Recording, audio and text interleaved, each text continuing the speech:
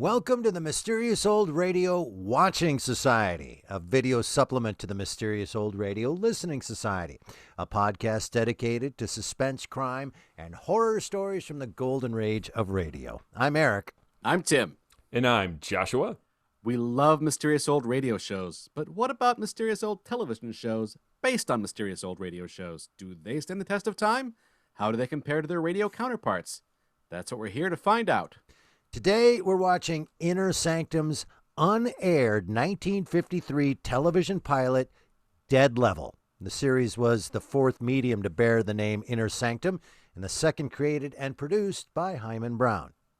In 1930, Simon & Schuster published I Am Jonathan Scrivener by Claude Houghton, the first book in the Inner Sanctum mystery series. The novels published under the new byline were standalone stories. Most were mysteries, but some were not. Simon & Schuster indicated the genre of each book with a different color binding: blue for serious drama, red for romance, and green for detective and mystery fiction. Later, Simon & Schuster restricted the series to mysteries only, due in large part to the popularity of the Inner Sanctum mystery radio program. Inner Sanctum Mystery debuted on NBC Radio in 1942. The series was created by Himan Brown, one of the great storytellers of the golden age of radio.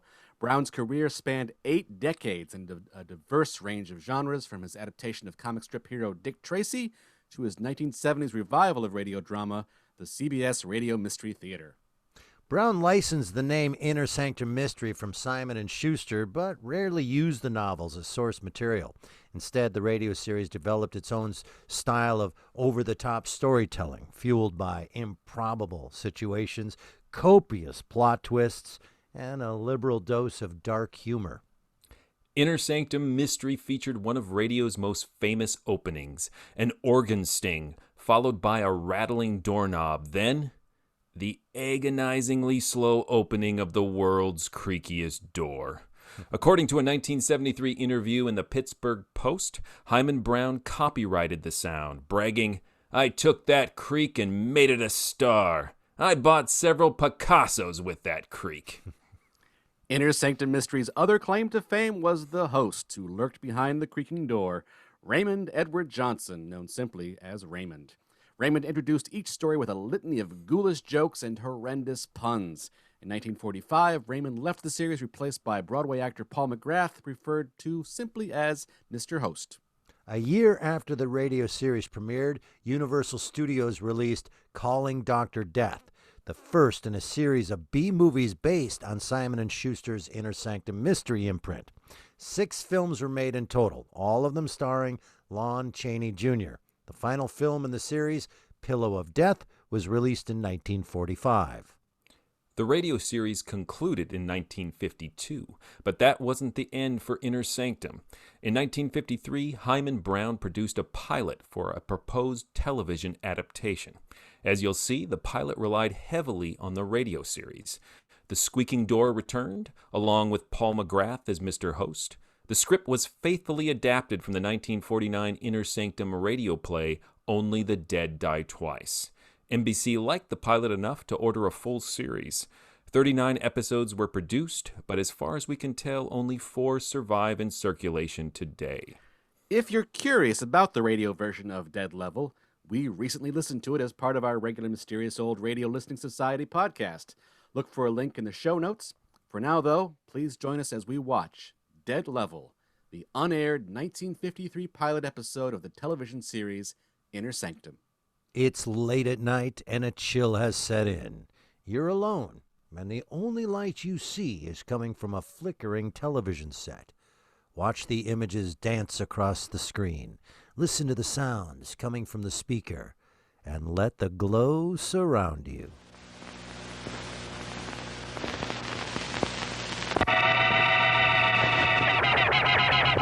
The American Broadcasting Company presents Inner Sanctum Mysteries.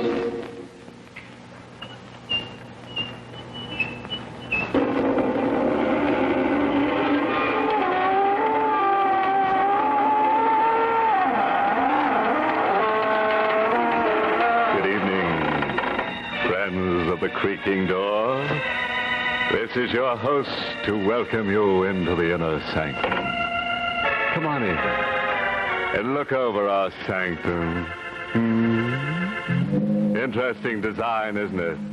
The black on white motif was created by those famous southern decorators, Autopsy and Eva. You see, here we're not a bit concerned with the housing shortage. We have an expansion basement downstairs. When we need an extra room, we just dig one. We take pride here that everything is absolutely sanitary. Nothing is touched by human hands. And believe me, no other morgue can make that statement. Well, folks, ready for tonight's cataleptic continuity?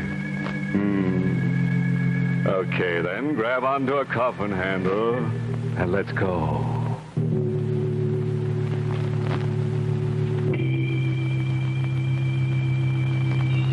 Well, look what we have here in a garage.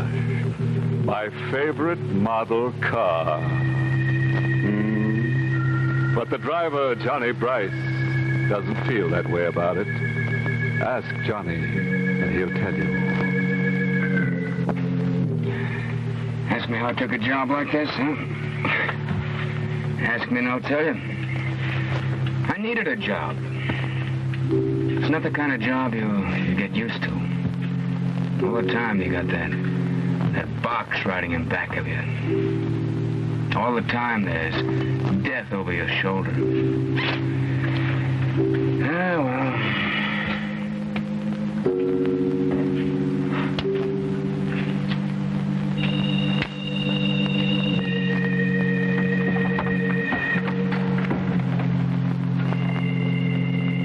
All started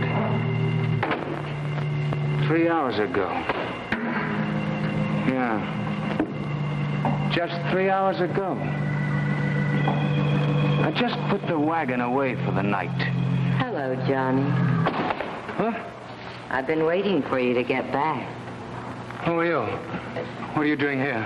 I'm Vera Craig. $1,000 for you, Johnny. All you have to do for it is to use this hearse. What? My husband, Alec, is dead. I want you to take his body away. The parlor handles the orders. Oh, this has to be handled differently. My husband has been murdered. Well, then you call the cops. Oh, I can't. I murdered Alec. What? Don't be so shocked. He was rotten, mean. I'm not sorry. Look, I've got to get rid of the body. All you have to do is get it out of the apartment and bury it. There's an alleyway next to the apartment house. You can park the hearse there. What do you say, huh? No. No, I'm not touching anything dead. But you're used to death. It's around you all the time. I never get used to it. I hate that thing I drive around. $1,000, Johnny. No. Think of what 1,000 can do for you. You can quit this job. You can get away from that thing. No. This will be the last time you'll have to drive a hearse. All you have to do is get rid of Alec's body. Just get rid of my husband for me. No. Johnny, there's $1,000 and more. Okay.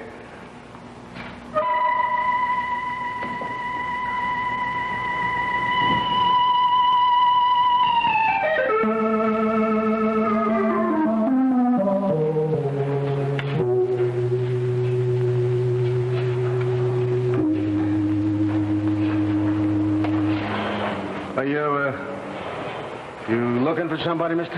Yeah, I'm looking for Alec Craig's apartment. I hear he lives on the next floor. 2C. Oh, thanks. Wait a minute. No use going up there, mister. Mr. Craig ain't home. It's all right. I'll I'll talk to Mrs. Craig. Mrs. You can't do that, mister. He ain't married. There ain't no Mrs. Craig. There wasn't any Mrs. Craig. And who was Vera? What was it all about? I had to go upstairs and find out.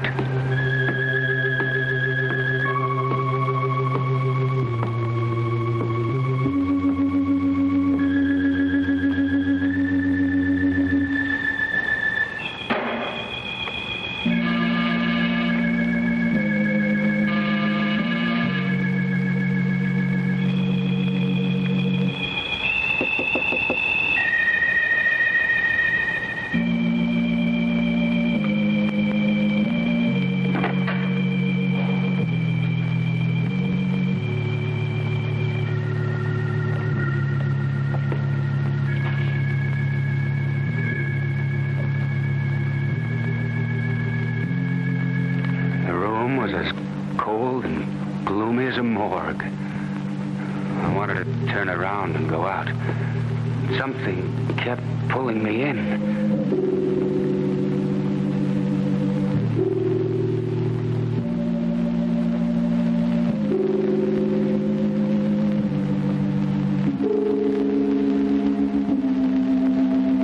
Ask me and I'll tell you it was death. You couldn't see it, but you knew it was there.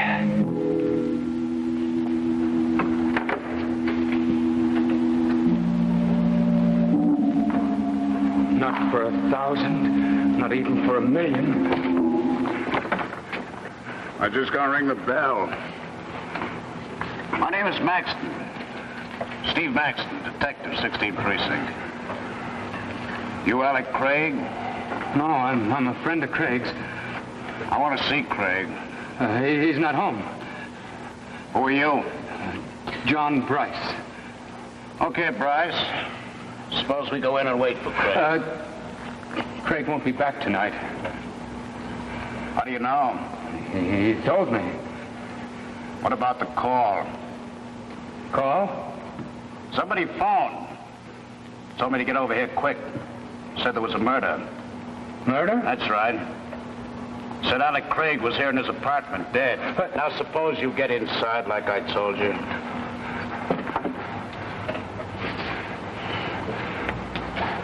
You got this all wrong, Maxton. Somebody's kidding you.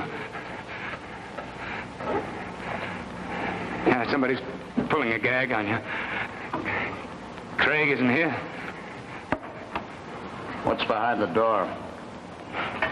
I don't know.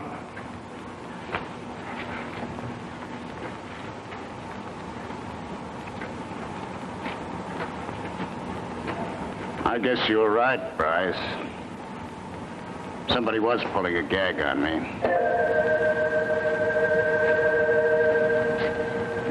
Sorry to bother you, Bryce. Yeah.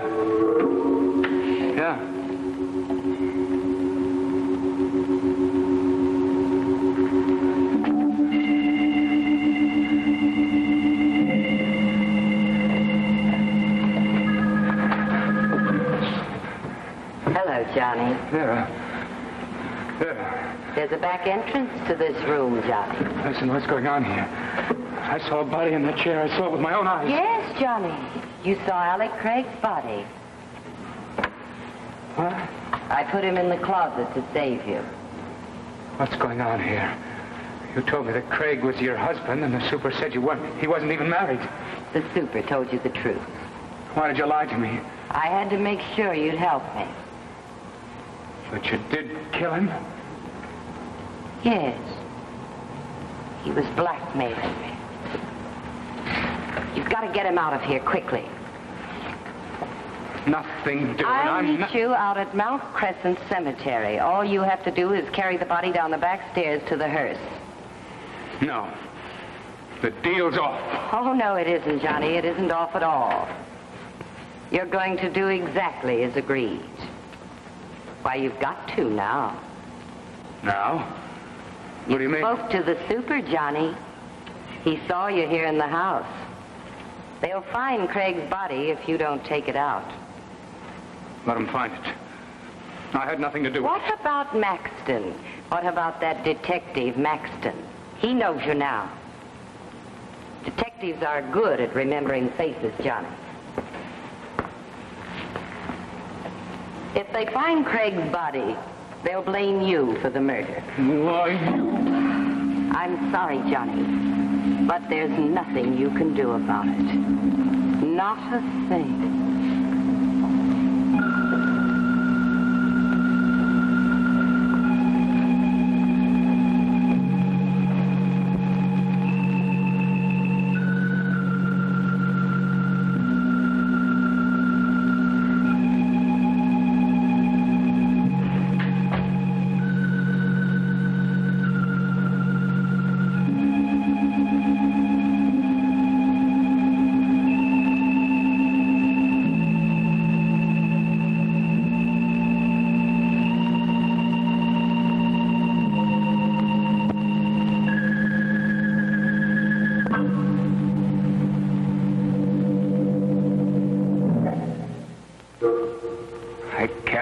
Craig down the back stairs. I always thought the dead were cold and stiff, but they're not that way at all. Craig hung over my shoulders like a warm rag doll. With each step, he bounced and brushed against my face. With each step, a scream broke loose inside of me.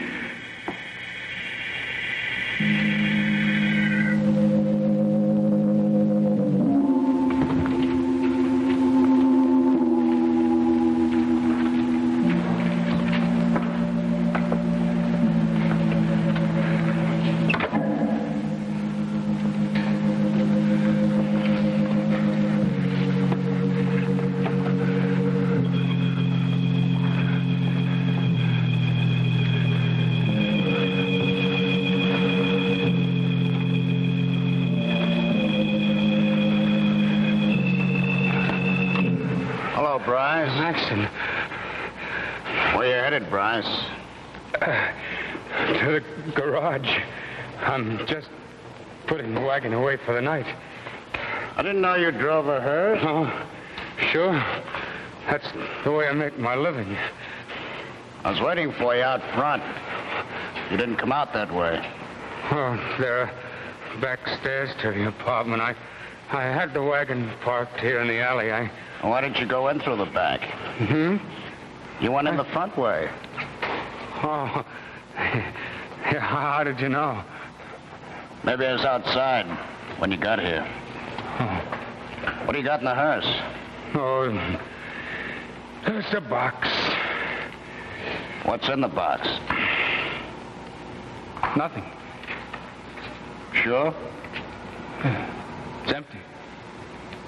Then maybe you wouldn't mind if I had a look. What's the matter, Bryce?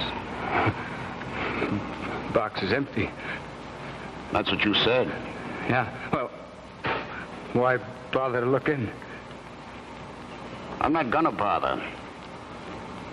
Like you said, the box is empty. I'll see you around sometime, Bryce.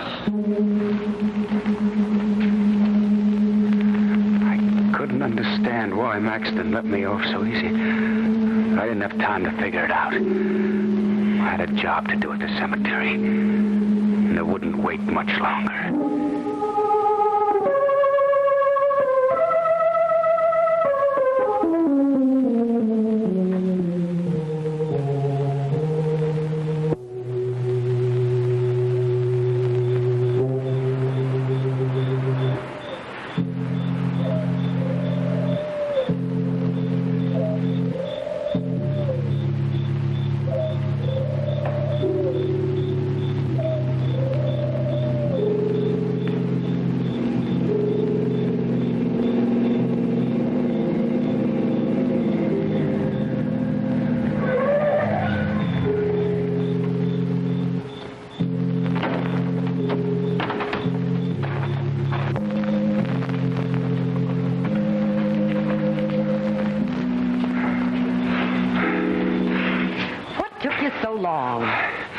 I met Maxton in the alley. I was afraid he might tail me, so I came the long way around. Why, what is it, Johnny? The way you look. There in the moonlight. What's the matter with the way I look? There's something about you that... Yes? I'm getting out of here. Not yet. You've got to bury Alec. You've got to if you're going to save your own skin. I'm finished with the whole thing. I'm going back and talk to Maxton. Hey, Bryce. You can tell me now. Maxton. Both of you stand right where you are. Listen. So you thought you got rid of me, huh, Bryce? Maxton, I had nothing to do with it. I tell you honest. It was all her idea. You picked a Lolo this time, Vera. No, you found out about us. What are you going to do? A real Lolo. What are you two talking about? So this is the spot where you've been meeting him, huh? Meeting? I'll cut the act, Bryce. I warned my wife. If I ever caught her, I'd kill her. Wife? There's your wife? No use, Johnny. There's nothing we can do about it now. He knows everything about us. And you're getting it first, Bryce. Maxton, listen to Johnny, me. help me! Johnny!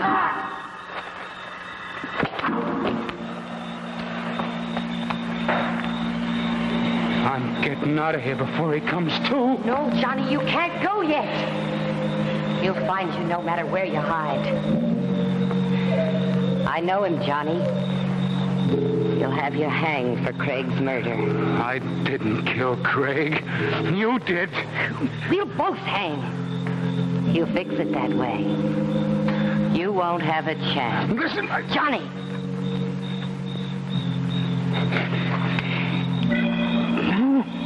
Use it.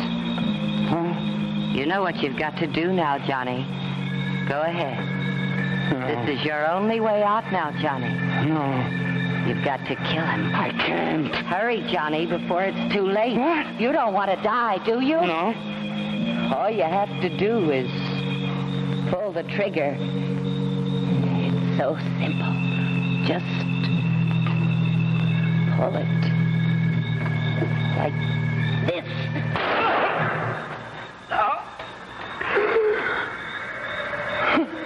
See, Johnny, how simple it was?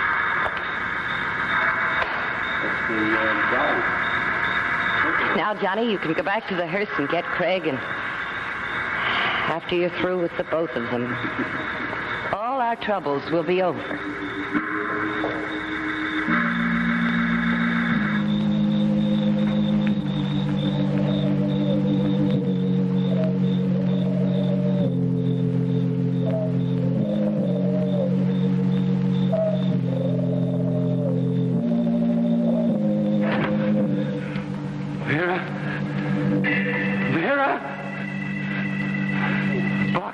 He's not there. It's empty. Vera? Vera? Vera's not here. Craig, you're dead. I put you in the box. You're dead. Am I? Touch my hand. No, get away from me. Go ahead. Touch me. No. I feel how alive I am. No, you're dead. She killed you. I put you in the box. That blood on your shirt, that's where the bullet went. This blood... It is effective, isn't it? But it's just a mixture of red ink and grease. But it did get the effect that Vera and I wanted. So you really thought I was dead. We had to make you believe that, otherwise you wouldn't be of any use to us. Why did it me? Why me? We wanted her husband out of the way. We wanted him dead, but we didn't want to commit murder. We picked you for that, Bryce. Why? You can't get away with this. Why, you... No? What are you going to do? Go to the police? Yes. Tell them your story? Go ahead and do that. Tell them how you held the murder gun. Tell them how your finger squeezed the trigger. She made me do it. She made... Think they'll believe that? No, Bryce. We worked up a perfect case against you. And there's not a thing you can do about it. So long, Bryce. Vera's waiting for me at the apartment.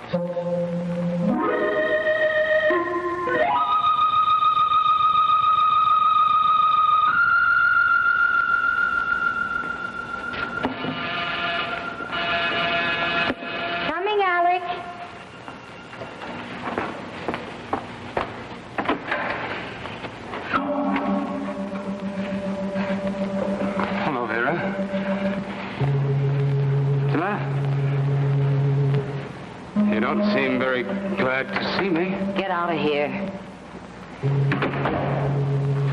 Craig told me everything. How you framed me into murder. He said it was all your idea. It was.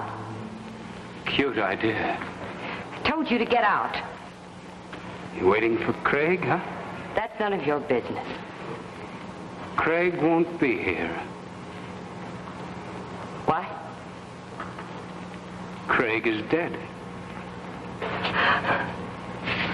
Dead? Uh-huh. I killed him. No. You're lying. You wouldn't do a thing like that. You're not a murderer. Oh, sure I am. You made me one. You remember this gun, don't you, Peter? All you do is pull the trigger. It's so simple. Remember? Johnny, Huh? wait. That $1,000, Johnny? Oh, yeah. $1,000.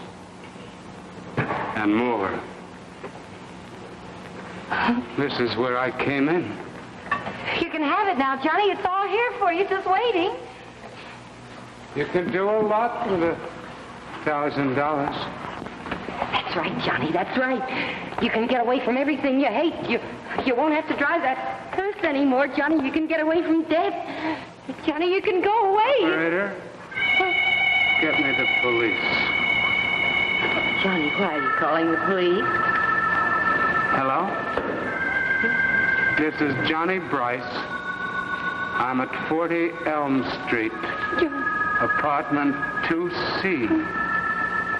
I want to report a murder. Johnny!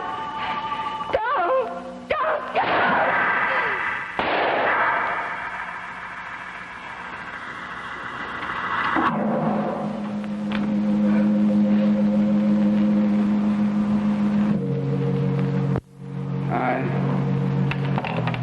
I want to report a murder.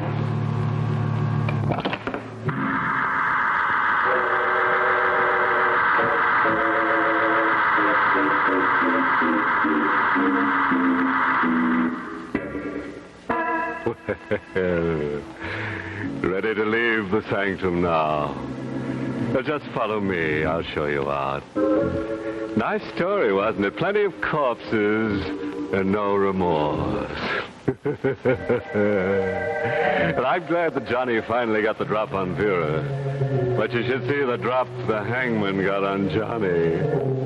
Oh, by the way, the hearse was furnished by the Wormley Motor Company. Yes, it has a special built-in paranoid drive. Yes, indeed. Wormley makes the only car you want to be seen dead in.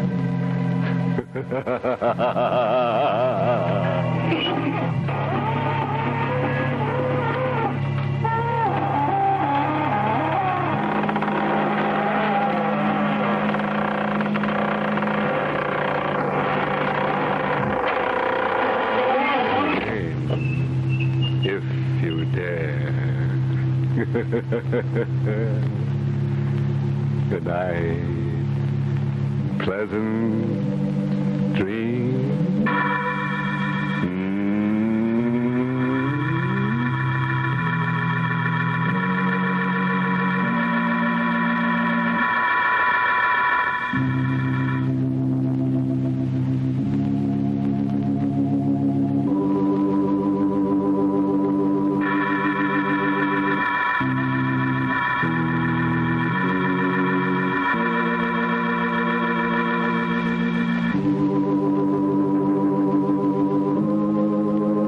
That was Dead Level from the Inner Sanctum television program here on the Mysterious Old Radio Mysterious Old Radio Watching Society.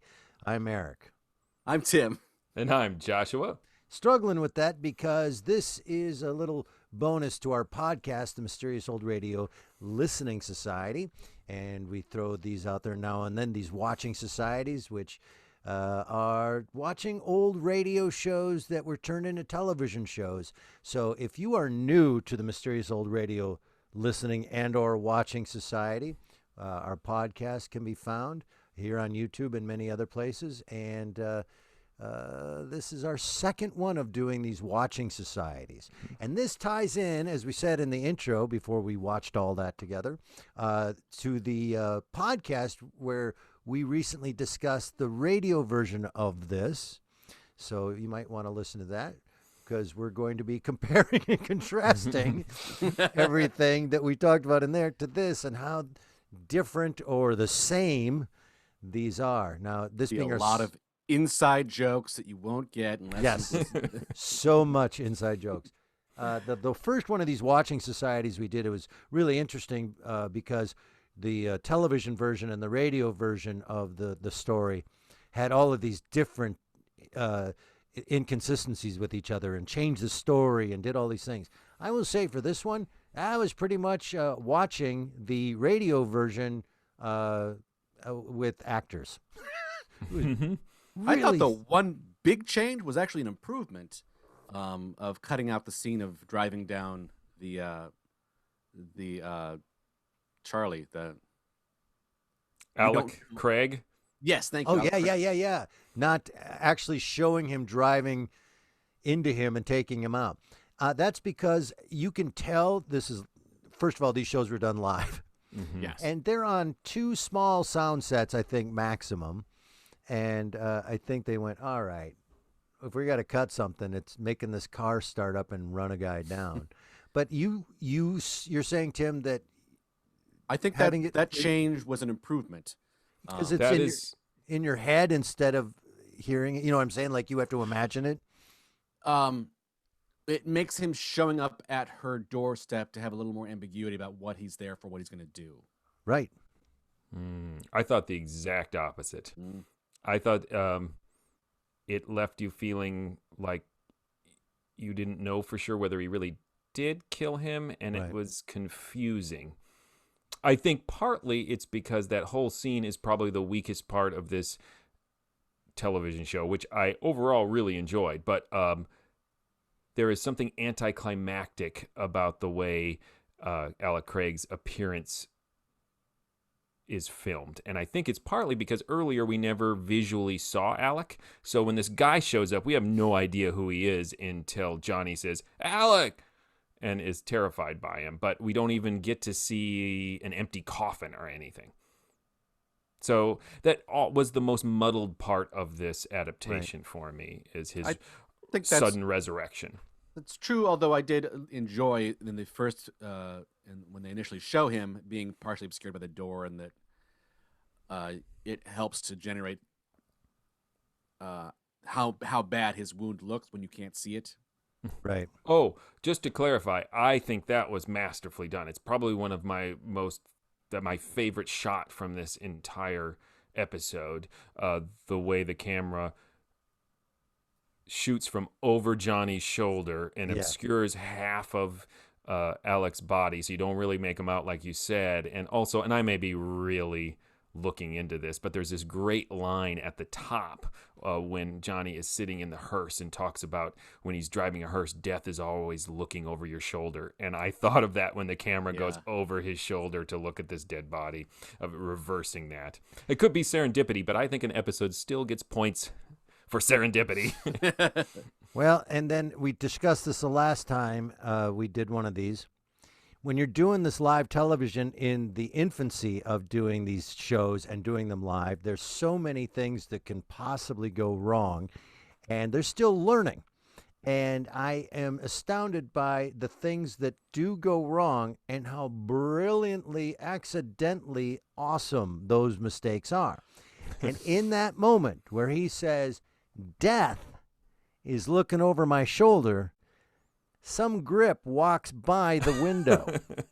In the back. Notice that. Yep. Somebody. That was 100%. I couldn't tell. Is that another of these accidents, or was that some brilliant little detail added, which I'm sure that no one was thinking of little tiny details like that at the time. But it looked like a guy just wandering on set again and walking. Didn't know that the camera would be able to see him in the back window, and it made me laugh really hard. The other thing about this live stuff, and again, this is not in any way, shape, or form some kind of rip on what this is, because what they're pulling off live in the infancy of television and with no with trial and error still years away of trying to figure out exactly how to do this. What they're doing, I think, is brilliant. But one of the other things it's interesting is audio, is that it's as if no one has heard the term quiet on set yet. Because it sounds like people are dropping pens and things out of their pockets constantly somewhere on stage. And I know what it is. They're setting up as quietly as possible for the next scene on the next soundstage. Because my guess is it's 2 sound stages, and each scene they're tightly shot for that reason. That's why you get so many tight shots of everything, is A, things can move while you're doing the tight shots, but B, we only have time to build so much and put you two in the scene. So what you're hearing, all that noise, is very carefully getting that scene. And then when they get over to that sound stage or that other stage, they're moving the one you were just on, which there is a moment where you can see just the tail end as they come into a scene of the hearse being pushed off. But all that being said, I find that stuff enjoyable, not something that I'm like, oh, that makes it terrible. I love watching them learn and figure it out and do it with really the technology and everything they had available to them. There was one transition that they had, which made me actually question, are they doing this live? Where he was talking, and the main character was talking, and then I assume a pre-recorded voiceover going. They faded to black and had the voiceover going to give themselves some transition time, which I didn't know if that was just a common trick that every live show would, we can do that once and get away with it, or if at what point that's an innovation, because that was really good. When he went up the stairs and they blacked out, is that what you're talking about, Tim? Yes, yeah. Yeah, I was also taken by that because I was watching the tech end of things and that voiceover, and I went, oh, that's brilliant, because it's going to give him time to get up. You could hear him getting off the stairs, by the way, and running, not running, but moving fast to the next set, which was outside the apartment door. But what's interesting is that they are still in the mindset of radio, because they could have just done a voiceover with the blackout, but they actually add the footstep sounds of him going up the stairs during that sequence, inviting the viewer to imagine his physical progress. Yep. I think that's a really good point, Joshua. I think that there's a lot of, we're still doing a radio program that's still in their heads and still trying to get out of that breakout of, wait, we can do more. I mean, it was, things like Ernie Kovacs finally teaching us that you can do anything with television. You don't have to just shoot your play like you're watching a theater, which is what everything was. Let's just shoot the play, and people like Kovacs and others figuring out that you can do different things. I think that's a great example of the learning curve, so to speak, of what television can do. And Tim brought that up, is let's black out, let's do this pre-recorded voiceover that'll get us time to this, but then also, Joshua, holding on to the radio drama aspects, the theater of the mind aspects of the original, which I'm not so sure they needed to. I think the story stands by itself without being worried about the radio drama script, which they followed 100%. Like, I didn't see anything. They cut a few things, but not much. I don't think they were worried about keeping a radio element in there, but when they had a technical issue, like, okay, how do we get this actor from this set, which is the stair set in the apartment building, to the outside the door of the apartment set, they fell back on something familiar, which is theater of the mind. And so it was a way of solving a problem. I think it's less successful, for example, in the opening sequence with the host, where they do it halfway. Yeah. Because when I heard there's an Inner Sanctum TV show, the first thing I was excited about is I get to see the host. And then I found out that Paul McGrath was the voice. Right. Well, now I know it was the voice, but at the time it's like, oh, Paul McGrath is playing Mr. Host. I was so excited. And when I first watched this and I saw the actual physical creaking door opening, I was like, this is exciting. It's the door. I can't wait. And then it's this blurry, static perspective drawing of a corridor that disappears into the horizon, and it looks like there's like the world's longest runway carpet or like railroad tracks or something on there, and it's like, that's the Inner Sanctum. And we rely on a radio disembodied voice for Paul McGrath as well. Yep. And that had to be a choice on their part, that like they did not feel like maybe it would ruin the mystique of the host to see him, and maybe it would have, because we don't know, because we don't have anything to compare it to. Because he's sitting in a recliner, the door opens, he's scratching. Yeah. Hey, I'm Mr. Host. And you're like, oh, that's what he looks like? No. It's entertaining to think of what the Inner Sanctum might have looked like. Of like, oh, some chairs and a nice coffee table. And it's a very comfortable place. I actually like the Inner Sanctum-y look they came up with, an endless row of rooms that they've dug out as they needed rooms. That's kind of a good visual, an infinite amount of rooms below ground. So I didn't mind that, but I'm really glad they didn't show us Mr. Host. I think they were really smart. We all have our image in our head of what he looks like, and I'm not gonna. So my image, he's in a Chewbacca costume and he's grilling steaks, but that's just me. No, we don't want that ruined, though, right? We don't want that. We don't want to be able to see him. But you were really. It was 1953, Eric. It was a bear costume then, not a Chewbacca costume. I'm sorry. What's the difference? Oh, talking bear. The idea that if we saw him, right, it would be probably not a great. It would ruin it. When this came out on television? Forgive my timeline here.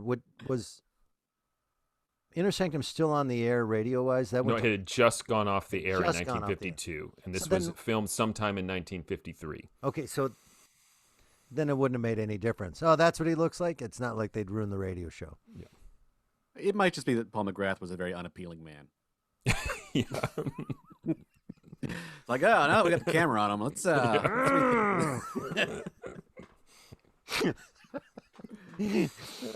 Hello.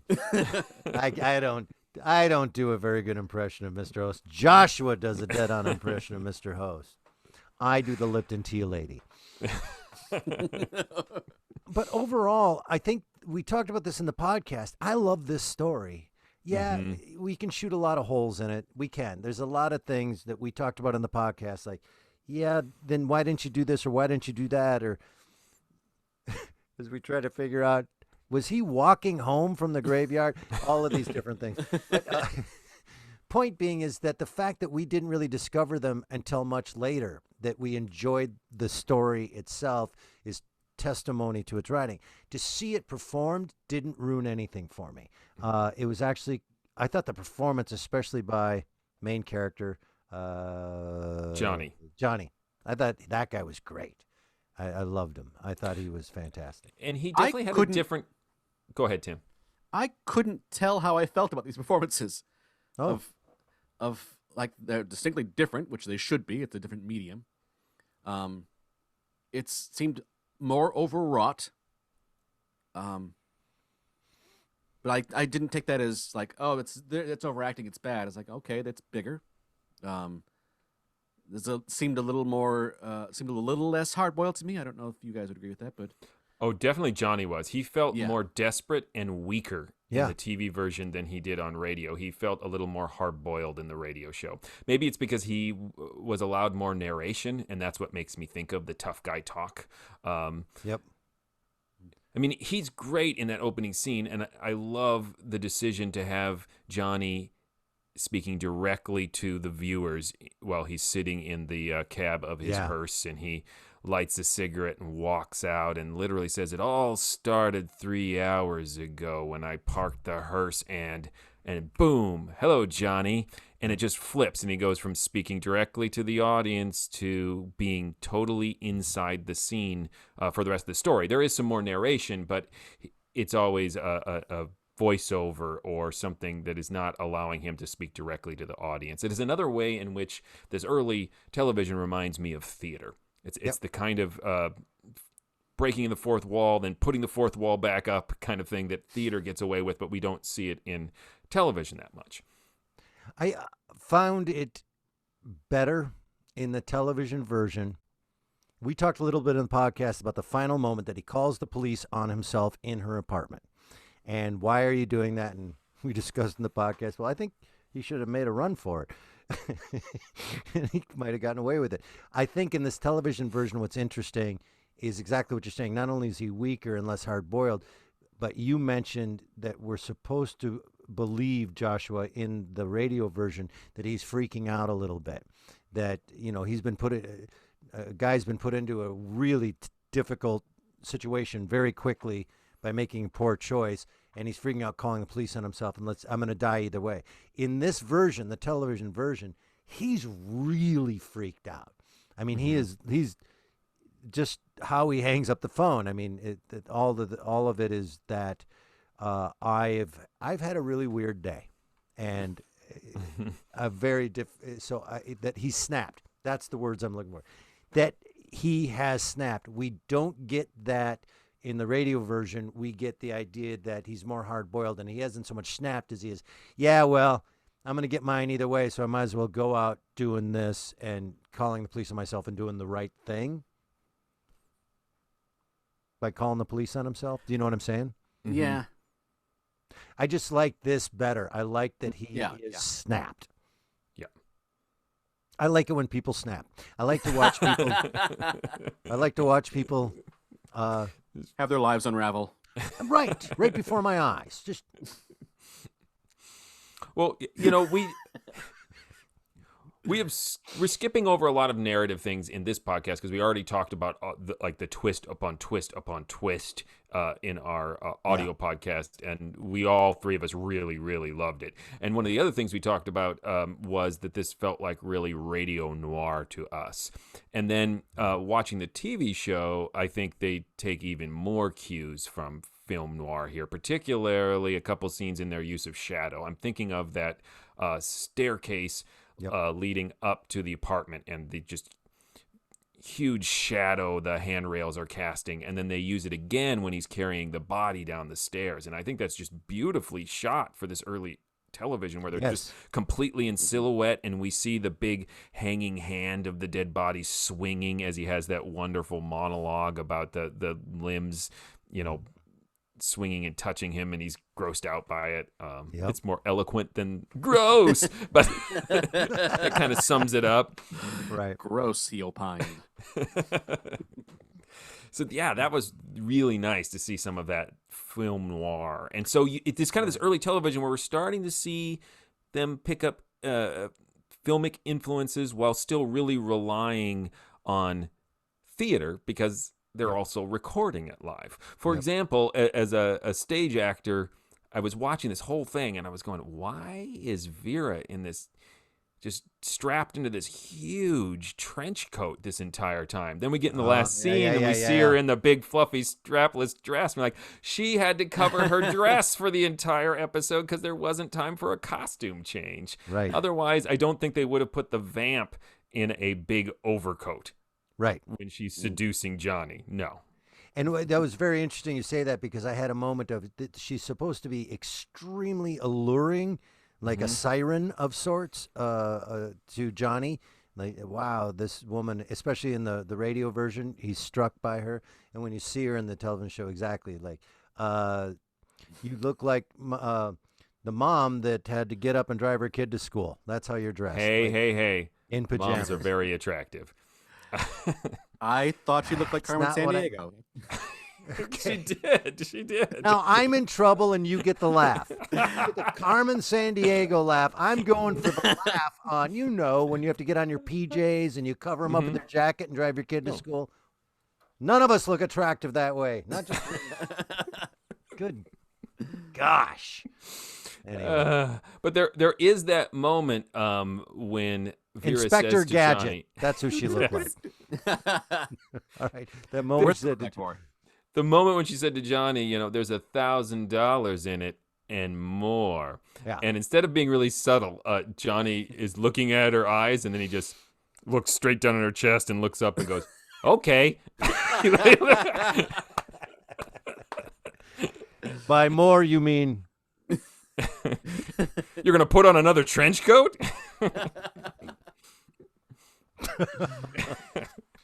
Overall, again, I have been impressed by these live shows. It's really hard. I'm not critical of it at all. I'm really impressed by what they're pulling off live. And I'm also in love with this story. I like the plot twists and all of that. And I like the acting in this. And our second watching society, I really thought that none of this watching society stuff we're doing, none of it would stand the test of time. I really, truly thought it would be us going, yeah, that's rough. That was rough watch. But now we're pretty much 2 for 2. Now, granted, we've gotten an Inner Sanctum that I love, and the first one had Basil Rathbone. So, I'm sure. But I have seen some live stuff from that late 40s, early 50s and granted, a lot of that was aimed at kids, that the Captain Adventure guy, that kind of stuff. And it's so terrible. It's so hard to watch. But I'm really impressed. And so I think even if the blurry weirdness of the I think this stands the test of time, and I think it's really, really an interesting watch again. And if it was something that I just sat down and flipped on just to entertain me, I might not appreciate it as much. But in the context of what they were doing with the resources they had, yeah, how groundbreaking it was, how innovative, exactly, it's amazing. Yeah. Yeah, and unlike last time with our first episode, I actually watched the TV version first. Right. So I was utterly captivated by all the twists in the classic 4 to 5 twists per 25 minutes that Inner Sanctum usually does. And I also recognized a couple other classic Inner Sanctum bits, and I think we've commented on this at least one other time in our podcast many years ago, listening to an episode of Inner Sanctum, is they love extremely loud cricket sounds. Yes. When they get to that cemetery, it sounds like the crickets are the size of chihuahuas. They are just like screaming at them in the cemetery. And they have owls just hooting their heads off. I thought Johnny was going to get his letter to Hogwarts any second. But I sound like I'm ripping it. But I mean, that's part of what I love about the radio version of Inner Sanctum. And I think it works on television too, is that they are committed. Everything is big. Other shows have 2 twists. We have 12. They're going to outdo. You got tiny crickets. We got huge crickets. I watched the television version second this time and listened to the radio version first, which meant that, unlike you, I had the pleasure of going, are you going to do all the twists? Mm-hmm. Are you going to hit all the notes? Because the last one we did of this Watching Society thing, they changed a lot of things from the original script, and they went their own way. Basically, just the premise. There was nothing other than the premise. Yeah. But this was, I was like, wow, they are hitting every beat. They're hitting everything. Even had the super in there, and I was very happy with this. It was true to the original, and I thought it was fun to watch. The other thing I love that this included, because it's a little bit of like TV history to a certain extent, is the dainty karate chop to the back that instantly knocks someone unconscious. This is the earliest version of that I've ever seen, because they're going to keep doing this through the 60s in television. It was like the go-to for simplifying your stage combat on television, is just like, nah, and then they're out cold. Now we've kind of gone the reverse, right? Where on TV, like, someone is just pummeled hundreds of times in the face, and they don't go down, and they maybe spit a little blood. Yep, and that's it. And they have no lasting head injuries. We've just to move things a little in between. The in between was Barnaby Jones. He'd hit him in the back, they'd bend over, and then he'd knee him in the face or in the stomach. Oh yes, there was the Barnaby Jones move, and that was because it's known as the Barnaby Compromise, right? In television history books. What's his name? Jed Clampett. What's his name? Yeah, I don't know. Oh, I always called him Jed Clampett. Buddy Upson. It's because he was much older at the time Barnaby Jones came out, and he wasn't able to do a lot of fight scenes, so everything was like, boom, bend over, and then he'll do this, and you go down. And also, Barnaby Jones talk, but if you watch it, anytime he's chasing someone, they only show him running for 2 steps, and then cut to the other guy running, because he only had 2 or 3 steps in him. Anyway.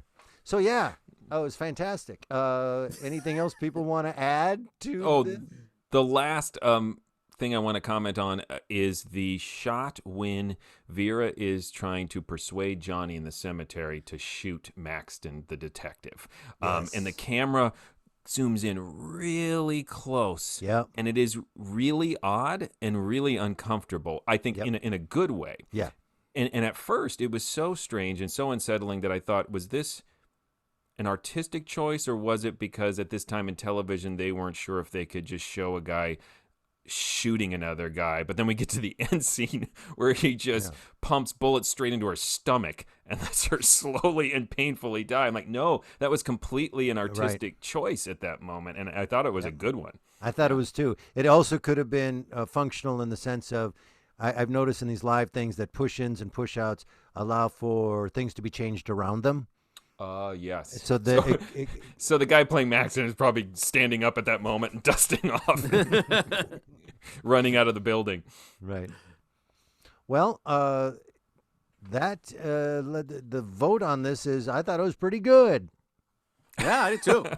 Yeah. Pretty good raves, Eric. Not too bad. No, I agree. Overall, this is a very atmospheric and well-directed piece of early television. I think it stands the test of time for sure. And like you said, I was kind of skeptical. You know, it overcomes the primitive nature of what they had to work with. Right. It really keeps the suspense. I mean, I frankly would say I think it's an improvement over Dead Man's Coat. I found this more compelling and paced better, for sure.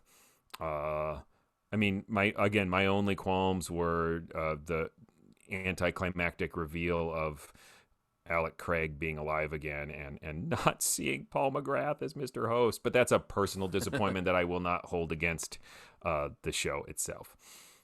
All right. Well, hey, if people are watching this, what should they know? They should know that they can listen to the There you Mysterious Old Radio Listening Society, because we put out podcasts every week. This podcast we do not so much every week. This one is specifically tied to our Patreon account, and we have it each time we reach a new level on Patreon. We are going to do another episode of this podcast. So go to patreon.com/themorals and support this podcast, and you'll get us that much closer to another episode of the Mysterious Old Radio Watching Society. Right. So if you enjoy this and you're new to this and you came across this, go to ghoulishdelights.com, and there you will see our podcast, all 200 and some episodes at this point that we're recording this. You can also listen to them right here on YouTube if that's where you are now, right. I assume, because you're watching this. Otherwise, it would be weird. Right. What am I saying? Go to YouTube and find our podcasts and listen to them there. Duh. And then if you like them, then you can go to Patreon, and then you can give us money. And then with more money we make, we'll show us our faces again. Yeah. Just listen to it on everywhere, because it just counts as more downloads. Just listen to it. But while you're on Non-stop. YouTube, like and subscribe. Yeah, right. That's a Click the thing. bell for notifications. Yes. There's a Yes. Yeah, we're not old. We're figuring this out. like and subscribe. That's a thing. Yeah. I'm going to make Tim really mad. Right here. Now you got to put it right there. Yeah.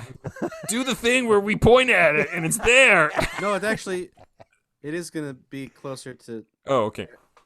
Yeah. It's gonna Yeah. Be yeah. If you like old guys figuring out technology, we are the thing for you. Yeah. Yes. All right, here we go. Mm-hmm. 3, 2, wait. I don't think that's how you do a countdown. 3, 2, wait. It's my favorite episode of X-1.